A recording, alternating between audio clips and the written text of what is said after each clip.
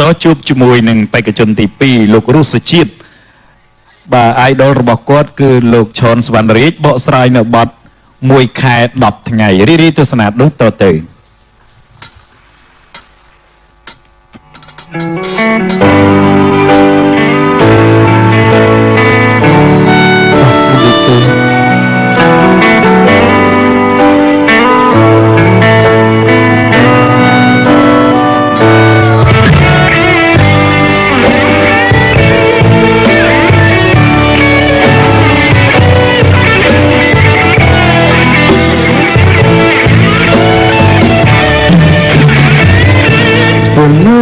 ស្នេហ៍ថ្ងៃនេះអូនប្រាជាស្អប់ហេតុអ្វីត្រង់ឲ្យគ្រឿងជប់ចាប់រិញរេចង់អត់កាយនៅលើនេះជាសួរពាក្យនេះទៅស្រីរួចចិត្តចងរៃនឹកស្រីតែម្នាក់ឯងរៀងមកអូនស្នេហ៍គេមានមេទុកបងត្រឹមមុខអូននៅនឹកទឹកបងគេធ្វើក្បត់ចិត្តស្រីបងជាឆ្លើយស្នេហ៍មែនទេមានមេប្រពោខ្លួនខ្លាញ់ឬមួយក៏ស្រីតាំងចិត្តត្រូវធ្វើបែបនេះប្រចាំបាត់ទេប្រលឹងបងអើយចូលបងវើយទឹកភ្នែកសួរខ្នើយរកស្រីរាប់ហើយរួមគ្នាពីនាងនឹងបងតែពេលនេះលអងតែថ្មី1ខែ10ថ្ងៃស្រីនេះភ្លេចសន្យាតែពុកនៃฉันរួចជាបងភ្លេចយ៉ាងពីឆ្លងកាត់មេឃាដែលនៅសែនឆ្ងាយថាបងស្នេហ៍អូនរហូតទូពេញដល់ស្រីចិនណៃដឹងទីឆោមឆាយចិត្តតែបងស្ទើរខ្លាយជាខ្យល់ដឹងទីឆោមឆាយចិត្តកាយបងស្ទើរខ្លាយជាខ្យល់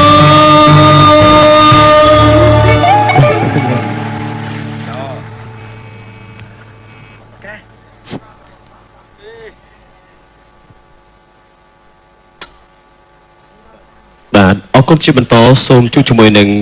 កញ្ញាម៉ាន់ឆេងមីដែលជាអាយដលរបស់កញ្ញាអេវ៉ាបកស្រាយនៅបទខឹងឬស្អប់បងអាចជេរអូនបាន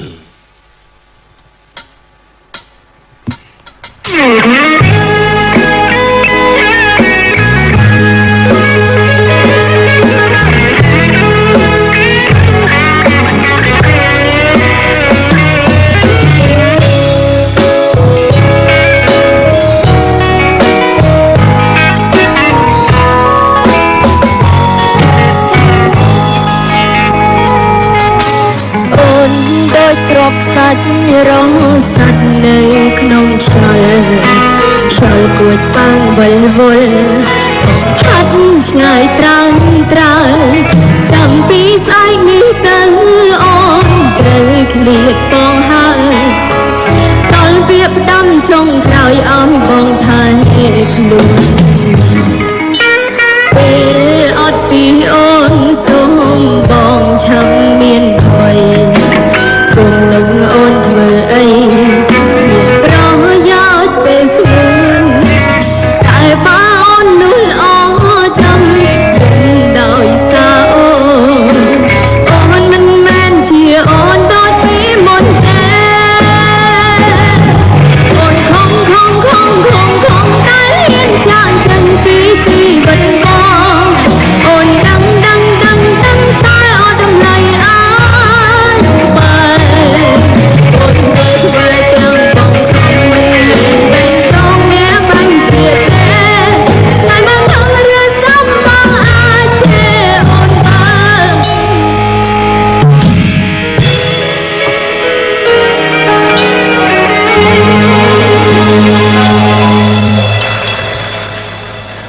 គុណជាបន្តជួបជាមួយនឹងបេក្ខជនបូតតាំងហៀង idol របស់គាត់គឺលោកឆៃវរយុទ្ធបកស្រាយនៅបទឈឺពេកទើបយំរីទស្សនាដូចតទៅ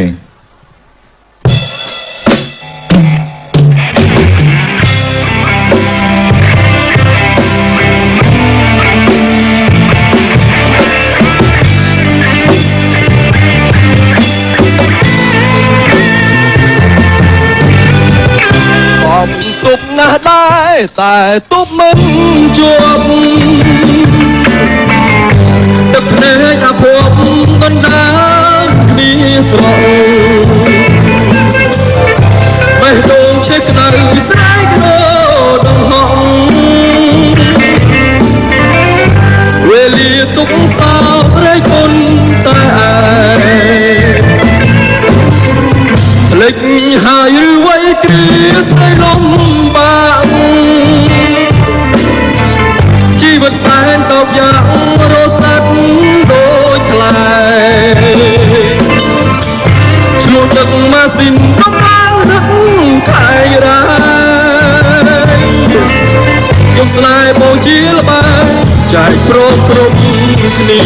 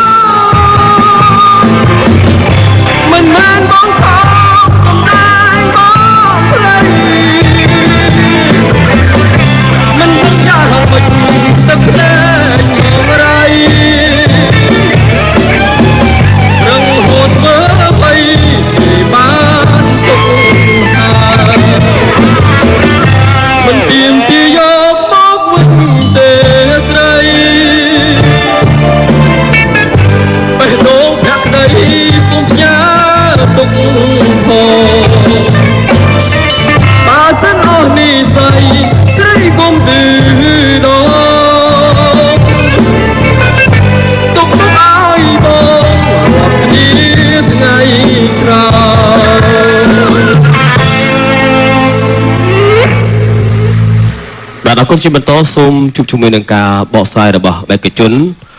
ប៊ុនកើនបាទដែលជា idol របស់លោកប៊ុនស័កទាំងមុខទាំងសម្លេងក៏ស្តៀងគ្នាបកស្រាយនឹងបទភ្នំពេញនឹកកំពង់ចាម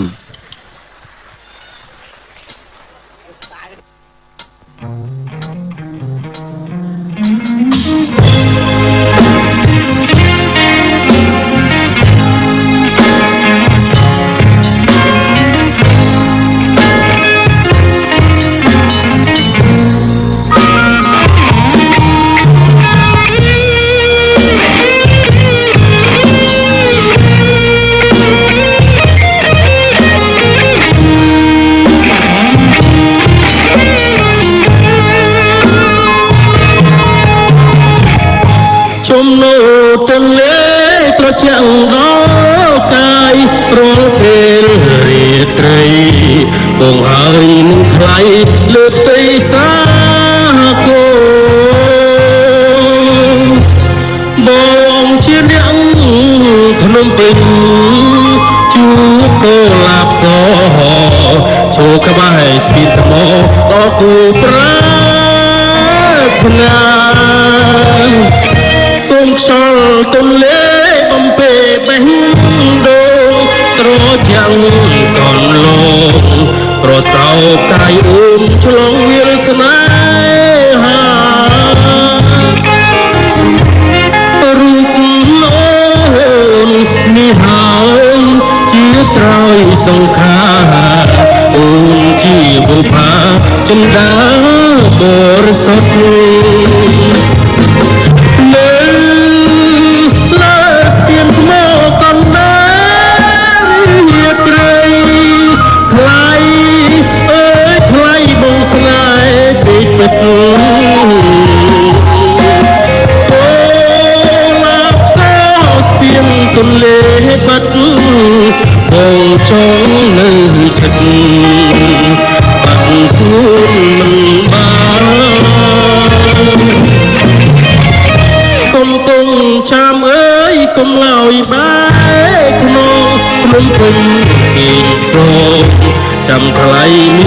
នលួចថ្ងៃសូ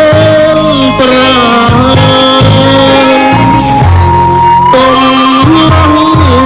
ភ្នំពេញវិញមិនខានការគុំពុងតាមស្លាមស្លាអមតៈ បាទអរគុណដូចទាំងសម្លេងដូចទាំងរូបរាងហើយនៅវគ្គចុងក្រោយបេក្ខជនចុងក្រោយក៏មិនឲ្យខុសបំណងដែរគឺដូចម្ចាស់ដើមបេះបិទគឺលោក Jamie Kiss រីករាយទស្សនាដូចតទៅ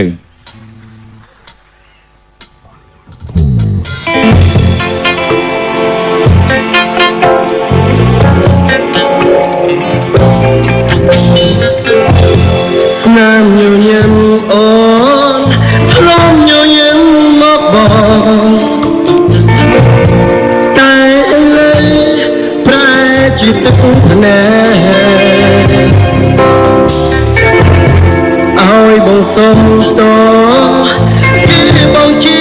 អ្នកខំរលកំហុសបងសុំត I wanted to know how it hurt inside, but I find it hard to tell you. តែបងមិនអាចប្រាប់អូនពីអារម្មណ៍ដែលបងកំពុងឈឺតែជាបាគឺបងគឺបងគឺបងគឺបងគឺមែន Baby I'm sorry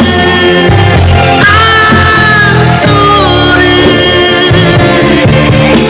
គឺបងអ្នកខុសតែបងមិនអាចត្រឡប់ក្រោយ I'm sorry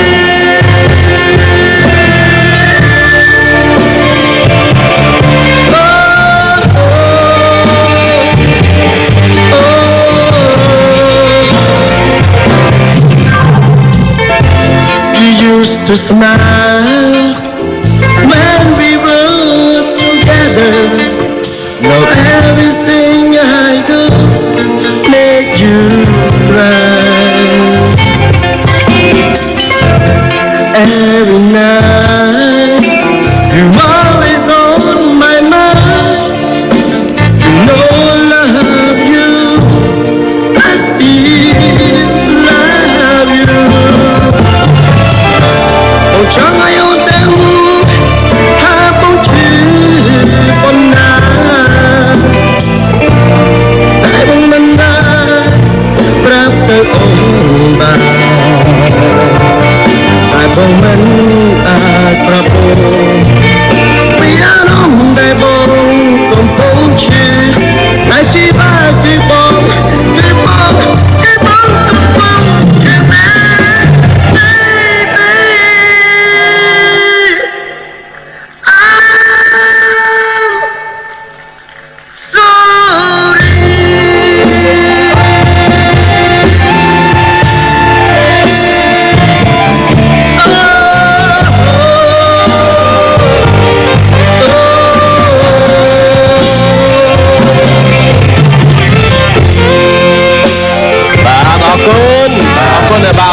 ចុងក្រោយឲ្យដល់លោក Jimmy Kiss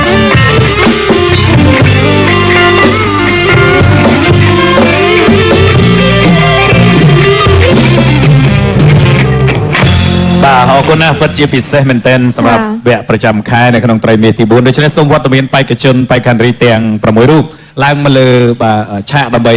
រងចាំការផ្ដល់នៅសេចក្តី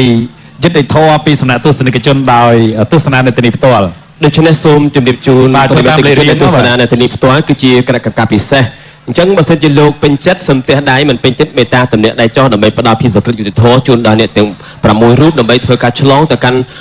វគ្គត្រីមាសប្រចាំបាទត្រីមាសទី4ផងដែរបាទអរគុណជាដំបូងបើសិនជាគ្រប់គ្រងដល់ idol របស់លោក Hulavi សូមសម្លេងស្វាគមន៍បាទ បាទសូមរក្សាទីតាំងដដែលជាបន្តបើសិនជាគ្រប់គ្រង idol របស់លោក Chon សវណ្ណឌីសូមសម្លេងស្វាគមន៍បាទ បាទសូមទៅមុខមួយជំហាន បើសិនជាគ្រប់គ្រង idol របស់កញ្ញាអេវ៉ាសូមសម្លេងស្វាគមន៍បាទ បាទអាចរក្សាកន្លែងដដែល បើសិនជាគ្រប់គ្រងដល់ idol របស់លោកឆាយវិរយុទ្ធសូមសម្លេងស្វាគមន៍ បាទប្រហាក់ប្រហែលគ្នាទេនៅដដែលសិន បើសិនជាគ្រប់គ្រង idol របស់លោកប៊ុនសាក់សូមសម្លេងស្វាគមន៍ បាទសុំទៅមុខមួយជំហាន បើសិនជាគ្រប់គ្រង idol របស់លោក Jimmy K សូមសម្លេងស្វាគមន៍ ចា អរគុណអញ្ចឹងគណៈនេះយើងរកឃើញ3នាក់ហើយយើងនឹងជំរុះយកជើងខ្លាំងម្នាក់នៅក្នុងវគ្គនេះហើយសូមអ្នកដែលមិនបានទទួលជ័យលាភីបាទបន្តការប្រឹងប្រែងបន្តទៀតណាអាចសម្រាប់បានបាទអរគុណដល់បងប្អូនទាំងអស់គ្នាបាទ សូមស្វែងរកទីទួលសុវត្ថិភាពបាទអរគុណច្រើនបាទ អរគុណ ចាអរគុណ ឥឡូវនេះសូមឲ្យ2អ្នកថយក្រោយសិនសូមឲ្យ Jamie Kiss បាទបង្ហើរសំនៀងដោយគ្មានភ្លេងបទថ្មី បាត់អីក៏បានដែរបាទ តោះអញ្ចឹងត្រៀមណា1 2 3 ទ្រូស្ទើធ្លាយនិយាយមិនចាញ់ក្នុងទ្រូងតមនឹងចង់ជួបមកអូនពេលនេះចិត្តបងនឹកអូនស្ទើសូននឹកអូននឹកអូននឹកអូនគ្មានថ្ងៃរសា បាទអូដល់នេះ បងមិនដឹងមកចម្លែកបាទ សិតអាតឹងដាច់កលេហ្មង បាទ បាទសូមលោកប៊ុនសាក់បាទសូមឲ្យមីក្រូមកលោកប៊ុនសាក់បាទ បាទ ចាលោកប៊ុនសាក់មីក្រូរហូត បាទសង្ស័យខ្លាចប៊ុនសាក់បាទអត់ចង់ឲ្យប៊ុនសាក់ច្រៀង លោកប៊ុនសាក់ចេះបត់គ្មានខ្លឹមសារទេបាទធ្លាប់ឮទេ ចេះតិច អាចបកស្រាយបានទេមិនឬក៏បត់អាចច្បាស់ក៏បានដែរបាទគាត់ជុំពេញចិត្តបត់នឹង បងជីកបីស្រីអីក៏បាន កំញាក់មាត់មើល ឥឡូវចេះបត់អីបានហ្នឹងចិត្តអូខេចិត្តរាប់ជូនណាត្រៀម1 2 3 នឹកដល់រឿងស្នេហ៍ខេត្តកំពង់ធំលួចស្រឡាញ់មុំពេញក្នុងបេះដូងជួបភក្តិសាសងសំដីជាលើកដំបូងធ្វើឲ្យបេះដូងញាប់ញ័រ បា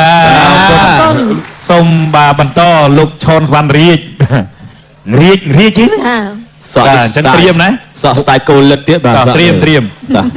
បាទ ឲ្យគេច្រៀងហ្នឹងឥឡូវទៅលិតគូលិតទៅ3លិតស្អីត្រៀម1 2 3 ទ្រឹមមិត្តស្និទ្ធស្នាលមិនមែនជាសងសាតែបងដឹងថាអារម្មណ៍យើងដូចគ្នាអូនតែងមេសេចមកបងគ្រប់វេលាក្នុងចិត្តពុំងារស្រឡាញ់បងទេ ចាអរគុណច្រើនពិបាកជ្រើសរើស ឃើញហើយមានខ្វិតមានមកកាក់មាន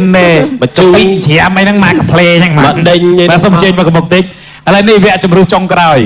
បើសិនជាលោកអ្នកចង់គ្រប់គ្រង idol របស់គាត់គឺលោកឈុនសវណ្ណរាជឲ្យគាត់បន្តដំណើរទៅមុខសូមសម្លេងស្វាគមន៍ខាត់ទៅមុខបន្តិចប្រយ័ត្នធ្លាក់ដីបាទប៉ុណ្ណឹងបាទហើយបើចង់ឲ្យតំណាងនេះប៊ុនសាក់មកផ្ទាល់ត្មងថ្ងៃហ្នឹង លោកប៊ុនសាក់មកផ្ទាល់ បាទបន្តដំណើរទៅមុខទៀតសូមសម្លេងបោះសាទរបាទសូមឡើងមកមុខមកក្រេកបាទចុងក្រោយតំណាង Jamie Kiss ជប់សិនបាទចង់ឲ្យគាត់បន្តដំណើរទៅមុខសូមសម្លេងស្វាគមន៍បាទអញ្ចឹងសម្លេងគ្រប់ត្រូលដែលតិចជាងគេនោះគឺលោក Jamie Kiss ឥឡូវចេះដោយឡែកយើងមិនទាន់បានរកឃើញលេខ1នៅឡើយទេលេខ3យើងបានរកឃើញ បា ហើ ទ យ ឥឡូវបកគលរង្វាន់ជូនលេខ3ឥឡូវនេះ បាទនៅ ក្នុង នៅ ចំណោម បាទ អ្នកទាំងពីរអ្នកនេះគឺយើងយកលេខ1និងលេខ2បើចង់ឲ្យលោកឈុនសវណ្ណរាជជាប់លេខ1សូមមកបោះសាទរបើចង់ឲ្យគាត់ជាប់លេខ2សូមមកបោះសាទរហេឆ្លាតមកគេបើចង់ឲ្យប៊ុនសាក់ជាប់លេខ1សូមសម្លេងបោះសាទរបើចង់ឲ្យគាត់ជាប់លេខ2សូមមកបោះសាទរ អូយ ខ្ញុំថាវល់ឥឡូវតាមខ្ញុំវិញតាមខ្ញុំ ទៅឥឡូវចេះប្រកាសបកគលក្រហមបកគលខៀវមកនេះខ្ញុំកាន់ដៃកន្លែងកសងខាងមក look hereមក For ladies gentlemen who are present here please welcome to ការប្រកាសចុងក្រោយសម្រាប់អ្នកដែលត្រូវបន្តទៅកាន់ត្រីមាសទី4បើសិនលោកអ្នកគ្រប់គ្រងឲ្យកីឡាករណាម្នាក់ដែលត្រូវបានបន្តសូមទៀតដៃឲ្យខ្លាំងៗបើមិនពេញចិត្តសូមមេត្តាទម្លាក់ដៃចុះបើគ្រប់គ្រងលោកប៊ុនសាក់សូមសម្លេងស្វាគមន៍ កំតនបុនសានៅស៊ីខ្ញុំកំតនរើបើសិនជាគ្រប់ត្រូលដល់លោកឆនសុវណ្ណរីសូមសម្ដែងស្វាគមន៍ជ័យលាភីលេខ1បានទៅលើលោកឆនសុវណ្ណរីជ័យលាភីលេខ2បានទៅលោកបុនសាបន្តទៅកាន់រយមាសទី4បាទអរគុណចឹងអរគុណបងប្អូនទាំងពីរណាអរគុណខំប្រឹងប្រែងបន្តទៀតបាទមានអីអរគុណខារ៉ាបាវចុងក្រោយសូមជើញបាទ ខ្ញុំសូមអរគុណដល់ភេកខារ៉ាបាវដែលបានផ្ដល់ក៏ដូចជាខ្ញុំបានហើយចុងក្រោយខ្ញុំក៏សូមអរគុណដល់បងប្អូនដែលទស្សនានាទីនេះដែលបានគ្រប់គ្រងខ្ញុំបាទសូមអរគុណ បាទអរគុណច្រើនបាទសូមជើញទៅកាន់ទីកន្លែងកាន់ទៅទាំងអស់មកអរគុណណា ចាអរគុណច្រើនចំពោះការចូលរួមទស្សនាក៏ដូចជាចូលរួមស្ដាប់នៅវគ្គសុបិនផ្លាច់ការពិតដែលជាវគ្គមួយដែលកំពុងតែមានការគ្រប់គ្រងយ៉ាងខ្លាំងពីបណ្ដាទូរទស្សនិកជនហើយចំពោះកម្មវិធីតន្ត្រីខារ៉ាបាក៏បានឈានដល់ទីបញ្ចប់ទៅហើយក៏សូមថ្លែងអរគុណដល់ការចំណាយពេលវេលាដ៏មានតម្លៃតាមការទស្សនាកម្មវិធីរបស់យើងខ្ញុំតាំងពីដើមរហូតដល់ពេលនេះសន្យាថានឹងនៅជួបលោកអ្នកជាថ្ងៃដងទៀតនៅសប្តាហ៍ក្រោយតាមពេលវេលានៅម៉ោងដដែលនៅពេលនេះយើងខ្ញុំទាំងអស់គ្នាប្រចាំក្រុមការងារលើកម្មវិធីទូរទស្សន៍នេះសូមអរគុណនិងសូមជម្រាបលា